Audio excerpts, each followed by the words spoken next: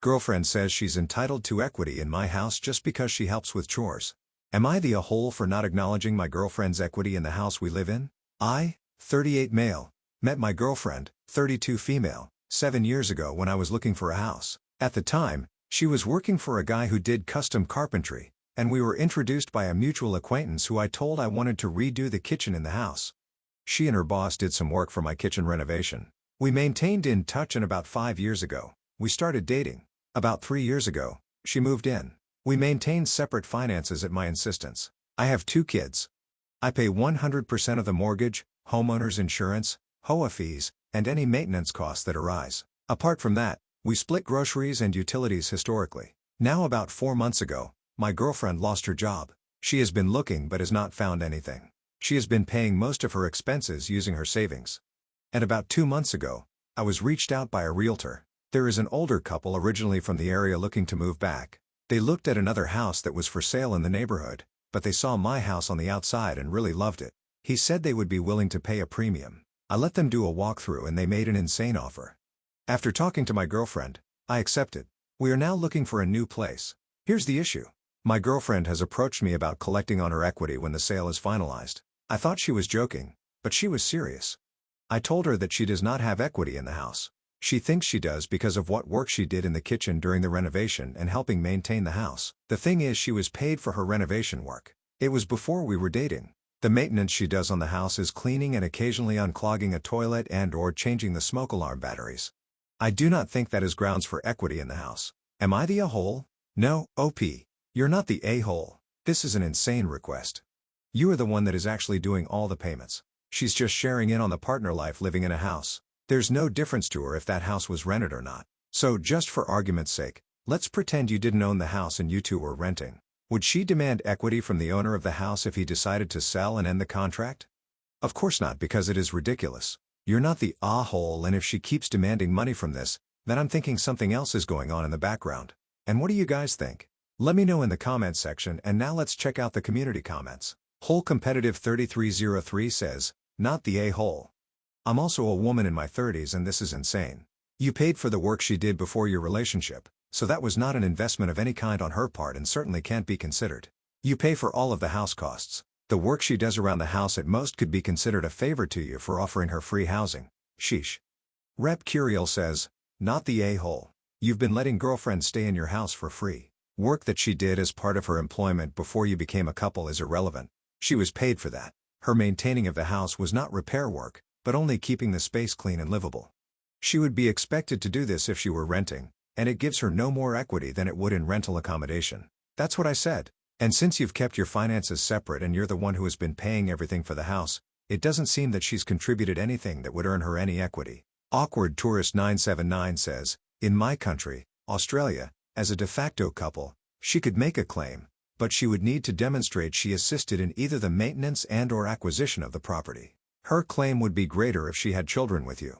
It sounds like you're in the US, but pretend if we are not. She did not help you acquire the house, and you were not even together when she completed the renovations. She was paid for the work through her employment. She has been living in the property, and so long as she hasn't painted walls and done any landscaping that increased the value of the property, it would be hard for her to demonstrate she is entitled. Although I have seen people making claims they are entitled to equity purely because they watered some plants. My suggestion is you break up with her now before you buy your next property, as she has now shown you she's in a hole. And Ashley Patience says, you've been living together for 3 years. I'm wondering why this never came up. When I moved an ex into my home when I was young and dumb, I was very clear he was paying rent and in no way was a co-owner of the home. I'm surprised you never had that conversation, but she should obviously put on her thinking cap and realize that. Still hung up on the living together 3 years thing. Very long time to decide if she is your long-term partner or not. This will be a great opportunity to say, hey, babe, your equity is actually shared because we are getting married, or the preferable. Actually, I think we should use this move as an opportunity to break up, and to make sure you have conversations in the future when bringing partners in your home. It seems common sense, but yet here we are. Additional information from Ops comments. We are not married. I got married at 18 and divorced at 22. I have 2 wonderful kids from it, but I have zero interest in getting married again. She has known that since the beginning of the relationship. We are in the US. While a few states have common law marriage here, we are not in one of them. Also, she has a car payment, car insurance, health insurance, medical bills, and student loans. Although, she suspended those a few months ago, and all she has ever paid for is have the utilities and groceries. She does not take care of my children.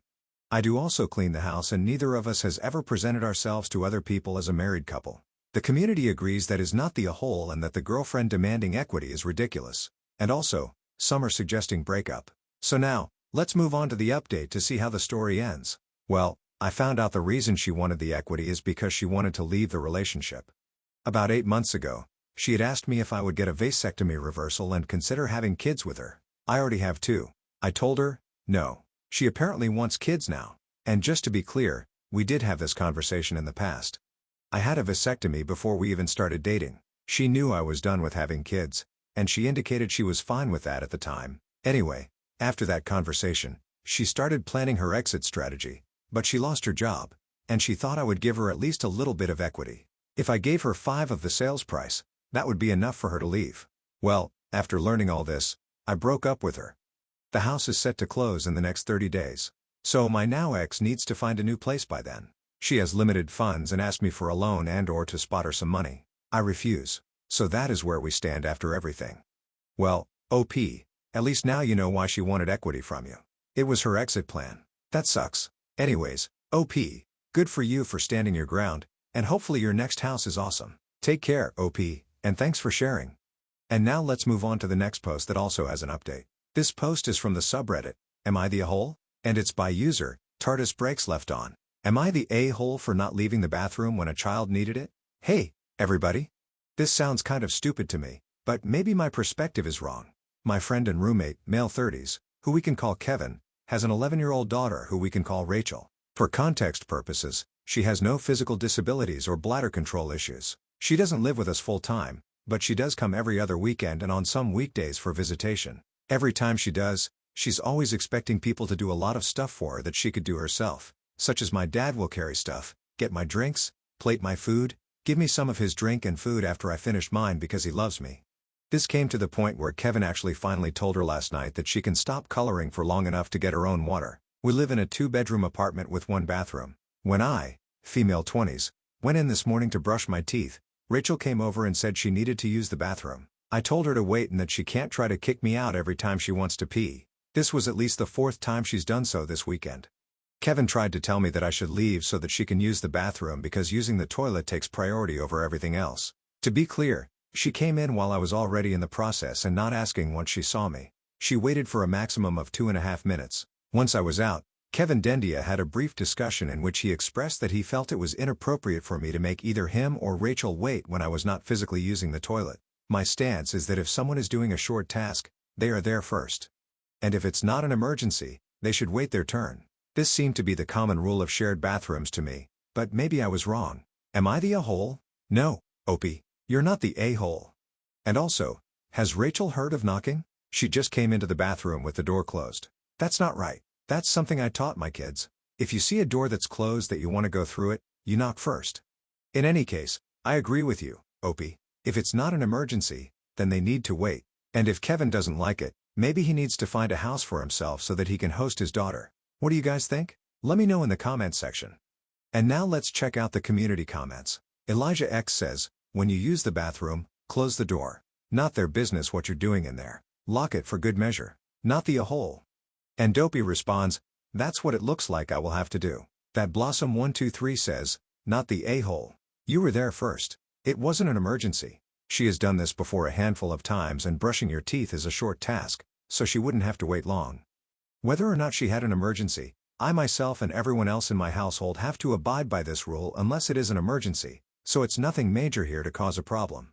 Euphoric Care 2516 says, go in the bathroom and shut and lock the door. If they knock, then tell them you're using the bathroom and will be out as soon as you're done. If they keep knocking, tell them to F off and quit being rude. When you're done, flush the toilet and wash hands and leave.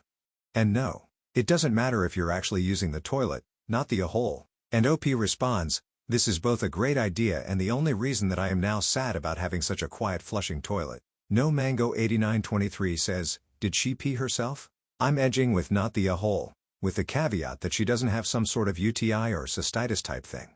Going on that means she's triggered by taps running and needs to pee frequently. Been there. Not fun. And OP responds, no. Absolutely not. If this was medical, I would have gotten out of the way right away. She had no urgent need at all. I checked with them afterwards. And OP has a comment. Additional information that a friend of mine thought that it was important to mention. I was already in the process of brushing my teeth when she came over and asked me to leave. She said that she didn't have to go badly, but she did notice that she had to go when she heard me going in. Alright, well, the community agrees that OP is not the a-hole and they gave her plenty of ideas as to what to do so this doesn't happen again. So now let's move on to the update to see how this story ends. Hi, everyone.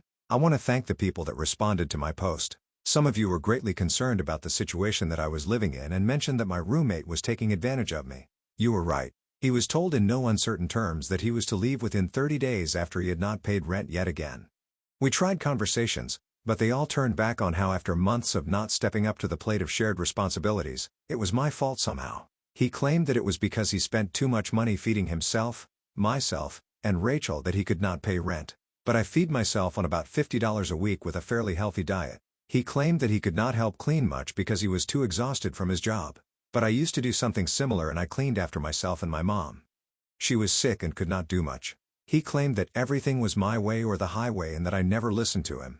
Right after admitting that I was always supportive, encouraging, and ready to listen, he claimed that I was making his life difficult. When he was told to leave, he behaved as though he was an angry teenager being grounded. He tried to say that he was going to get lawyers involved.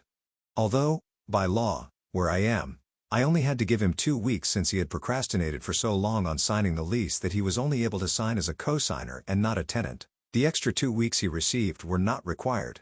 He said I've made his life awful ever since his daughter was diagnosed with diabetes. And for context, I had to do most of the parent-type conversations on following Hal's rules because he was too overwhelmed if I did not want to be tripping over her things, stepping on her toys, picking up her food garbage, and more. Then I had to ask. Otherwise, he would just ask her to do it then sit idly by as nothing changed an hour later.